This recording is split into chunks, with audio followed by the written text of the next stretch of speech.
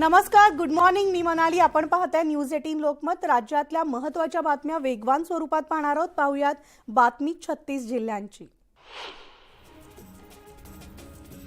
नागपूरच्या मेयो आणि मेडिकल रुग्णालयात 24 तासात 25 रुग्णांचा मृत्यू झालाय. मेडिकलमध्ये 16 तर मेयोमध्ये 9 रुग्णांचा मृत्यू झालाय.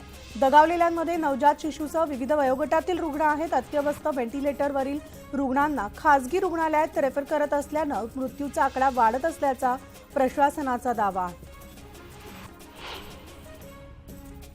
तर हिंगोलीचे खासदार हेमंत पाटील यांच्या विरुद्ध अॅट्रॉसिटी आणि शासकीय कामात अडथळा आणल्याचा गुन्हा दाखल करण्यात आलाय. पाटील यांनी डीन वाकोडे यांना शौचालयाची सफाई करायला लावली होती आणि आता वाकोडे यांच्या तक्रारीवरून खासदार पाटील यांच्या विरोधात गुन्हा दाखल करण्यात आलाय. कळवा इथल्या छत्रपती शिवाजी महाराज रुग्णालयामध्ये 18 रुग्णांचा मृत्यू झाला होता. या प्रकरणी नेमण्यात आलेल्या चौकशी समितीनं आपला अहवाल आता जाहीर केलाय. बहुतेक रुग्ण हे आजारपणाच्या शेवटच्या टप्प्यात आल्यामुळे त्यांचा मृत्यू झाल्याचं अहवालात नमूद करण्यात आलंय आणि या अहवालामध्ये अधिष्ठात्यांची बदली करण्याची शिफारस सुद्धा करण्यात आली आहे. तर नांदेडच्या डीनना खासदार हेमंत पाटलांनी शौचालय साफ करायला लावलं होतं. डीनसोबत गैरवर्तन प्रकरणी मार्ड संघटना आक्रमक झाली आहे. तर खासदारांनी तात्काळ माफी न मागितल्यास आंदोलनाचा इशारा मार्ड संघटनेनं दिलाय. नांदेड शासकीय रुग्णालयामध्ये 31 रुग्णांचा मृत्यू झाल्यामुळे खळबळ उडाली होती आणि आता राज्याचे दोन्ही विरोधी पक्षनेते रुग्णालयाला भेट देत माहिती घेणार आहेत. विजय वडेट्टीवार आणि अंबादास दानवे रुग्णालयाला भेट देणार आहेत.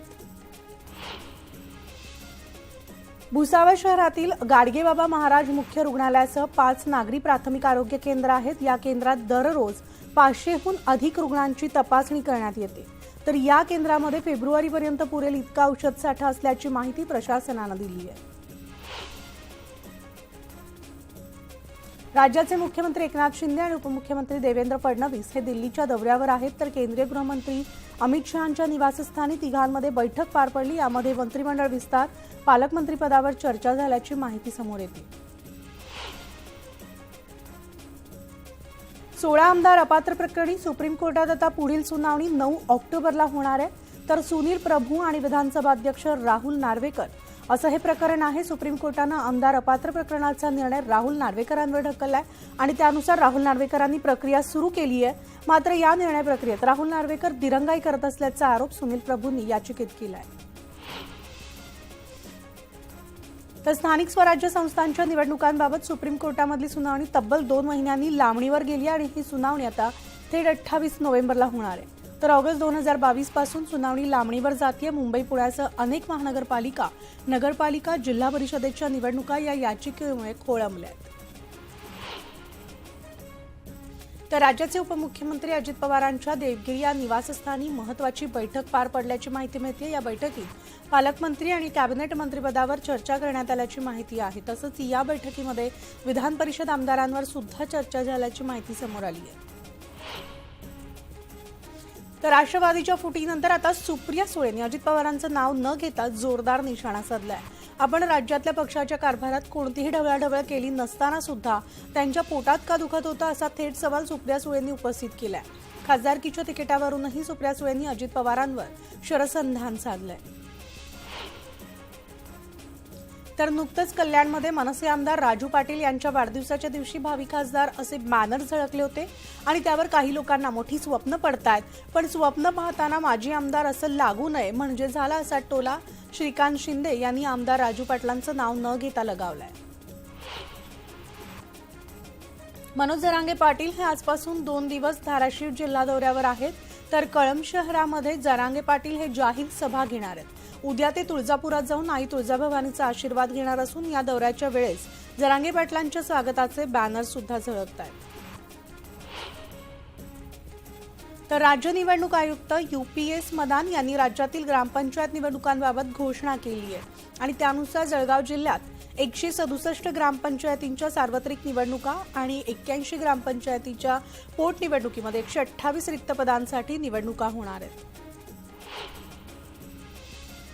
तर कोल्हापुरात स्वाभिमानी शेतकरी संघटनेचं आंदोलन आणखी तीव्र झालंय. ऊस वाहतूक करणारे 4 ट्रक हे राजू शेट्टी यांचा मुलगा सौरभनं अडवले। त्यावेळेस सौरभ आणि वाहन चालकामध्ये खडाजंगी सुद्धा झाली आणि उसाचा दुसरा हप्ता हा 400 रुपये दिल्याशिवाय साखरेचा कण कारखान्याबाहेर जाऊ देणार नसल्याचा इशारा स्वाभिमानीनं दिलाय। चंद्रपूर परिसरामधील रस्त्यावर सध्या खड्ड्यांचं साम्राज्य पसरलं आणि या समस्येकडे लक्ष वेधण्यासाठी मनसेनं अनोखं आंदोलन केलंय। तर त्यांनी उत्कृष्ट खड्डे सम्राट म्हणून कार्यकारी अभियंत्यांना स्मृतिचिन्ह दिलंय। कार्यालयासमोर लावलेला उत्कृष्ट अभियंता फलक फाडून निषेध व्यक्त केलाय। तर मातंग समाजाचं सगळ्यात मोठं नुकसान हे शरद पवारांनी केलं असल्याचा आरोप सुषमा अंधारेंच्या पतीनं केलाय। मातंग समाजाचा फक्त राजकारणासाठी वापर केल्याचा आरोप त्यांनी केलाय। जळगावात मातंग समाज पदाधिकाऱ्यांच्या बैठकीमध्ये ते बोलत होते। तर राज्यात मान्सूनच्या परतीचा प्रवास सुरू झाला असला तरी महाराष्ट्रासह अनेक राज्यांमध्ये मुसळधार पाऊस हा सुरूच आहे। आजही महाराष्ट्रात जोरदार पाऊस पडण्याची शक्यता आहे। राज्यात पुढील 48 तास मुसळधार पावसाचा अंदाज हवामान खात्यानं वर्तवलाय। तर कोल्हापूरसह कोकण आणि मध्य महाराष्ट्रातील अनेक जिल्ह्यांमध्ये अतिवृष्टीचा इशारा दिलाय। कोल्हापूर जिल्ह्याला पावसाचा ऑरेंज अलर्ट जारी करण्यात आलाय।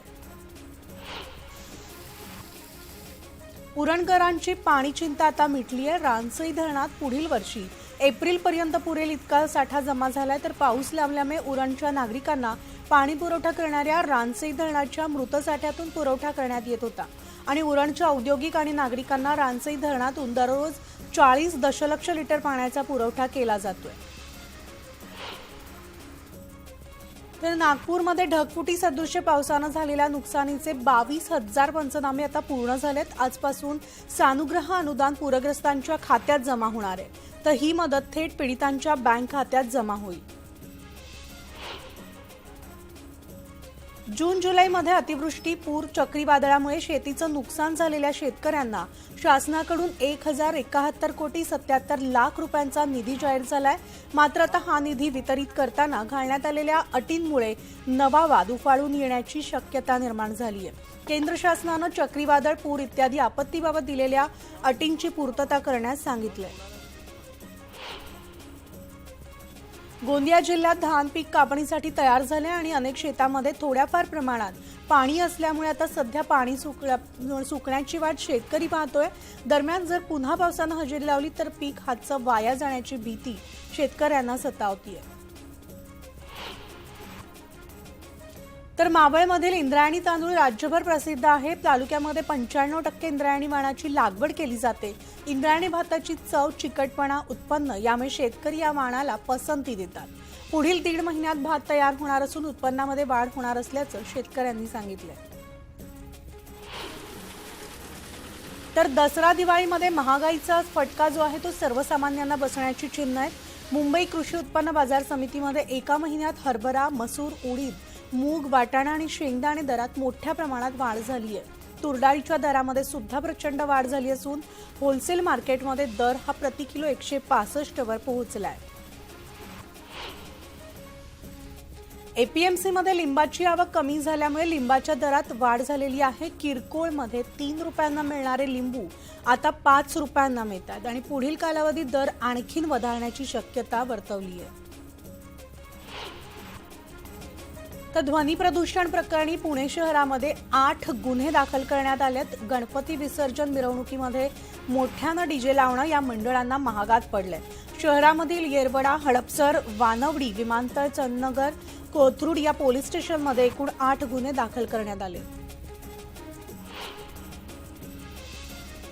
जळगाव जिल्ह्यामधील चोपडा साखर कारखान्यातील कर्मचाऱ्यांचे 2016 पासून कोट्यावधी रुपयांचं वेतन थकलंय। तर बारामती अॅग्रोला साखर कारखाना भाडेतत्वावर देत कर्मचाऱ्यांचं वेतन मिळालेलं नाही आणि हे वेतन मिळावं यासाठी कारखान्यातील कर्मचाऱ्यांनी चोपडा तहसील कार्यालयासमोर आंदोलन केलंय।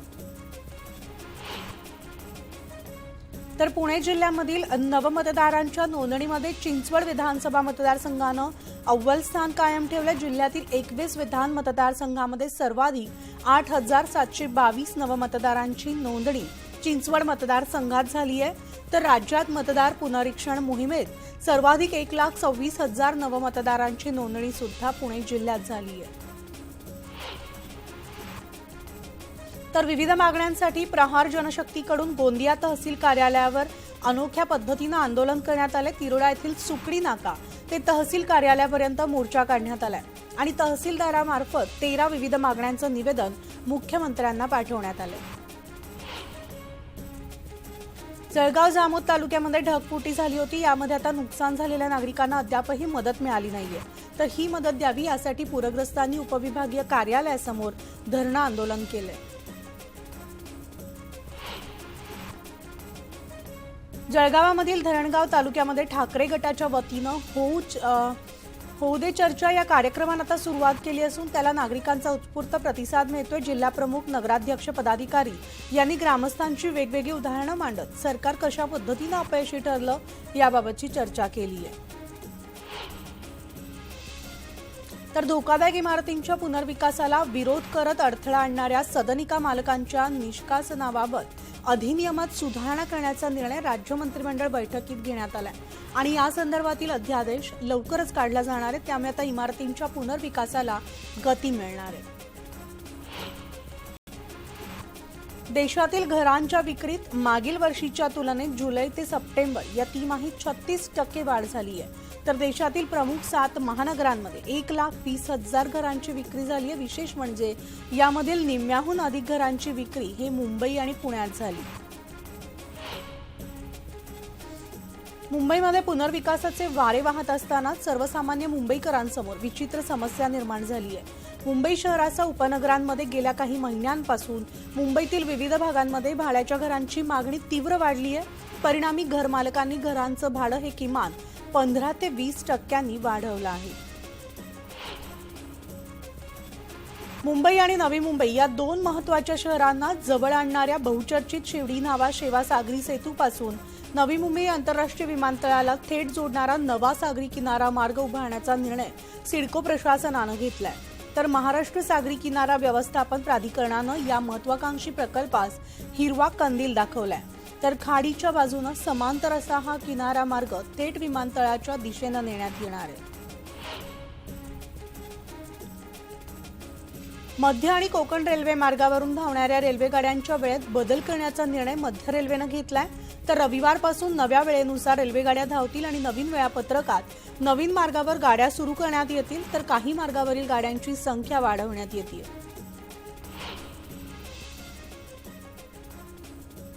मुंबई पालिकेच्या 4,000 आरोग्य सेवकांनी आज आंदोलनाचा इशारा दिला आणि आरोग्य सेविकांच्या प्रलंबित मागण्यांकडे सरकारचं लक्ष वेधण्यासाठी आझाद मैदानावर ठिय्या आंदोलन केलं जाणार आहे। पश्चिम रेल्वेवरील विनातिकीट प्रवाशांची संख्या वाढल्यामुळे रेल्वेच्या महसुलावर आणि प्रवाशांना योग्य सेवा पुरवण्यावर परिणाम होतोय। त्यामुळे आता पश्चिम रेल्वेनं विनातिकीट प्रवाशांना पकडण्यासाठी नुकतंच दादर स्थानकात मोठी कारवाई केली आणि काल अंधेरी स्थानकात सुद्धा धडक कारवाई करत 2,693 विनातिकीट प्रवाशांना पकडण्यात आले।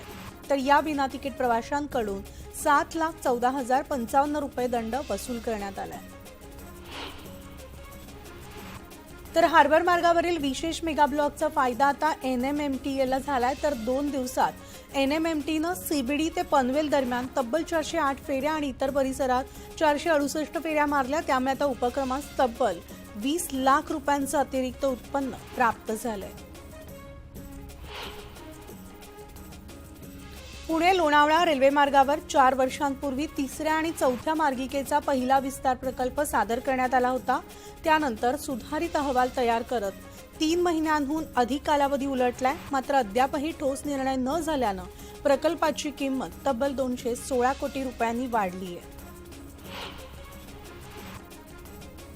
मुंबई दर्शन घडवणारी आणि पर्यटकांसाठी नेहमीच आकर्षक ठरणारी विना वातानुकूलित शेवटची ओपन डेक बस उद्या धावणार आणि गेले 25 वर्ष सेवा देणारी ही बस सेवेतून हद्दपार होणार आहे। लवकरच 10 नव्या वातानुकूलित ओपन डेक बसची खरेदी केली जाणार आहे। त्यासाठीची निविदा प्रक्रिया सुद्धा आता सुरू करण्यात आल्याची माहिती मिळते।